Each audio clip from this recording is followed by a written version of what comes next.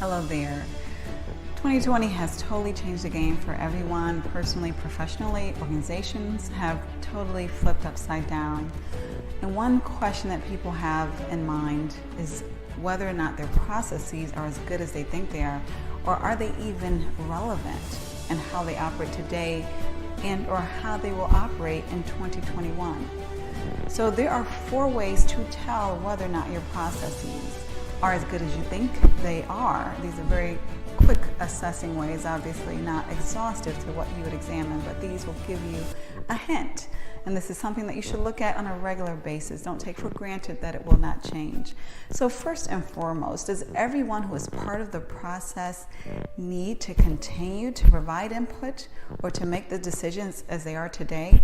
For example, if you have a leader in a department making a decision that is completely by habit or by tradition, and they're not even considering perhaps all the details, but sort of stamping by a matter of technicality or practice, then you may want to consider moving that step out of the process.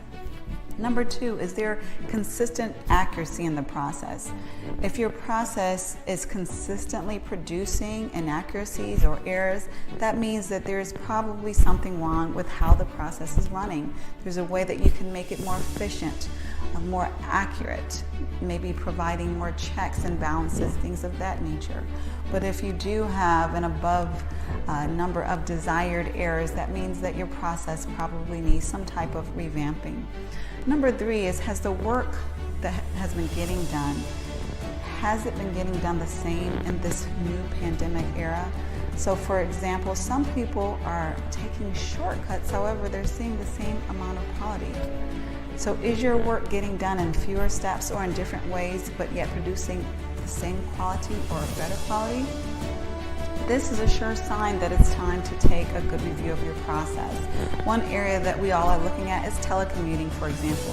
Some teams are not seeing any dip whatsoever in productivity, and some are actually seeing an increase in productivity.